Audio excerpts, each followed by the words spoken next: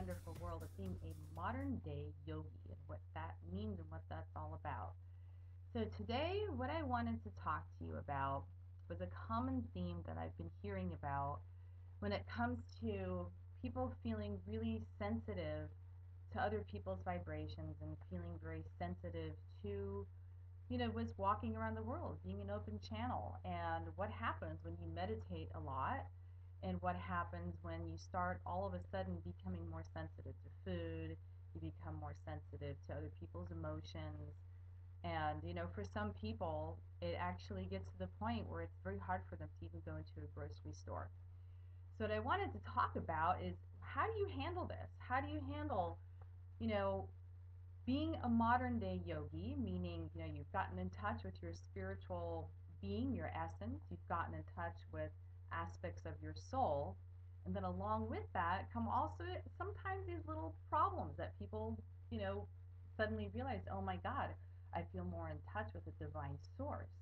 However, now when my best friend is mad at me, I feel all their emotions. It becomes so much more empathic.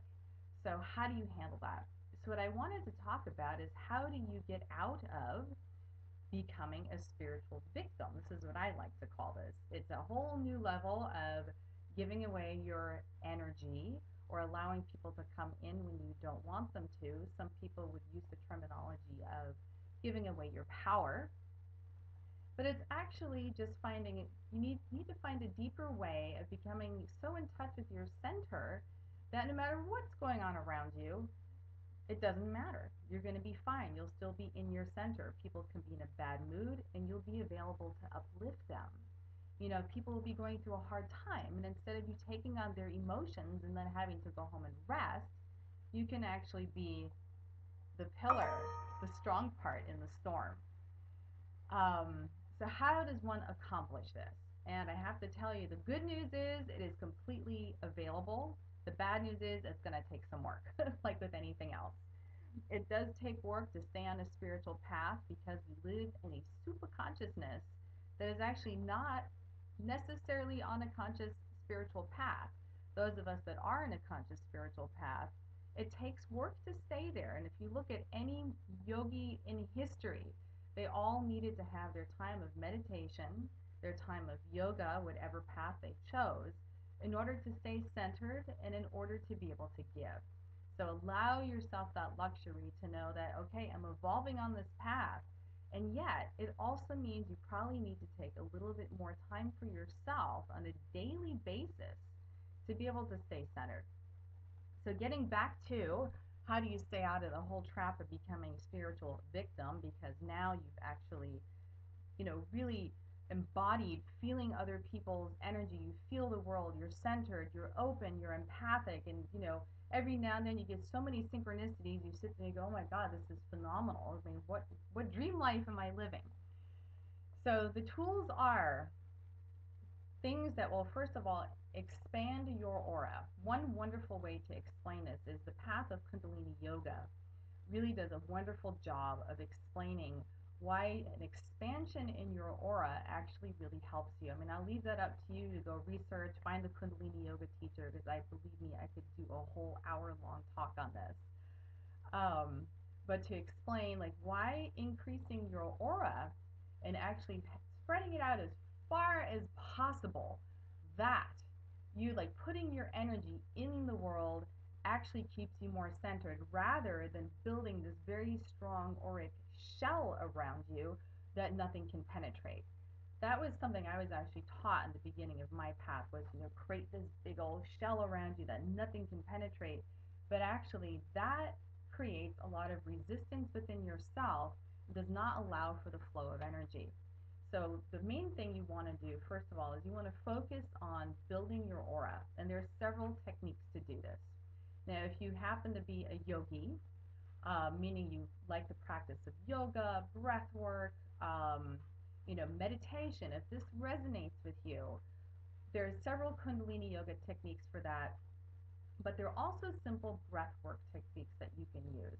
One of them is a very simple technique of sitting down in a chair, sitting down, on the floor, even while you're driving, is slow down your breath as much as possible and really keep conscious awareness of it. So you'd actually breathe in as slowly as possible, and then you hold it for as long as you possibly can until you think you're just not going to be able to hold it anymore.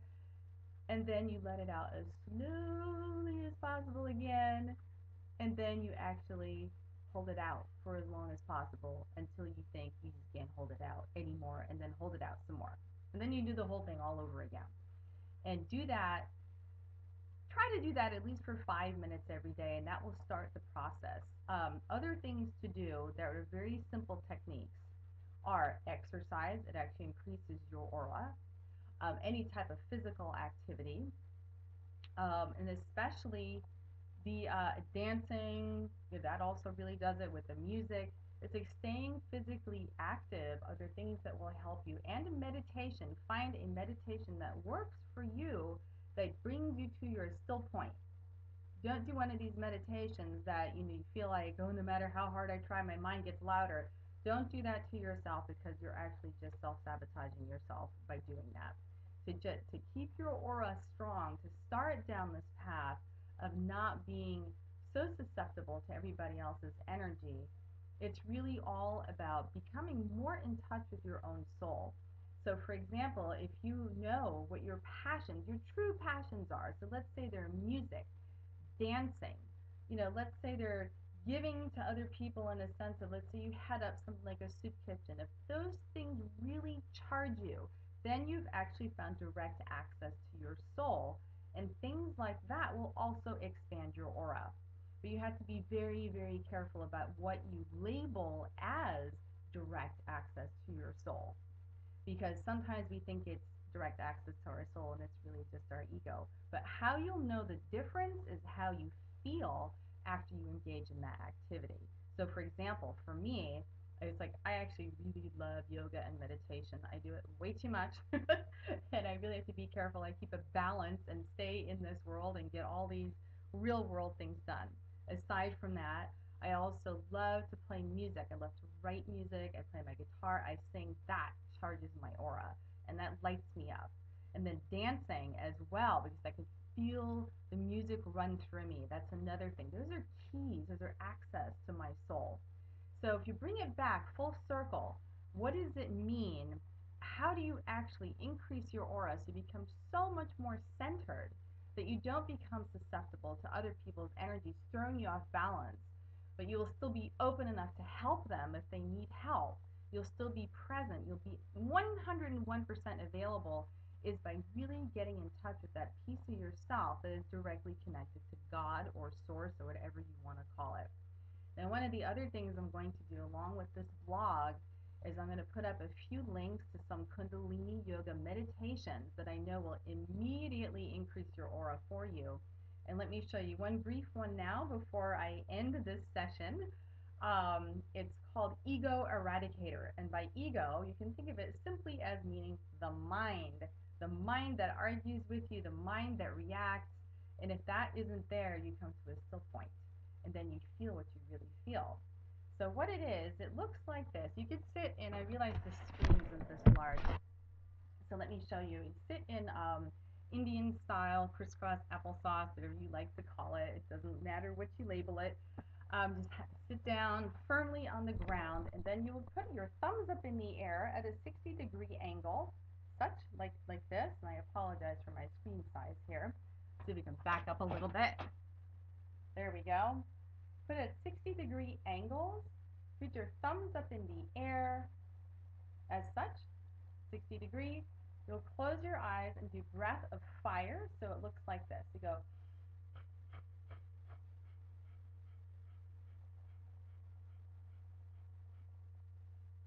If you want to look that up online as well, it's called Ego Eradicator. I recommend do this for 3 minutes at a minimum. 5 minutes will make you feel great. 7 minutes, you'll really feel the difference.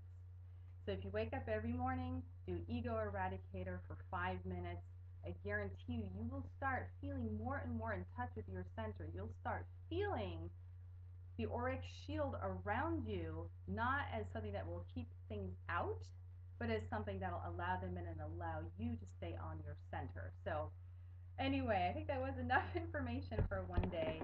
I love you all very much. I want to see you excited about getting in touch with your soul and evolving as I am. And blessings to you all.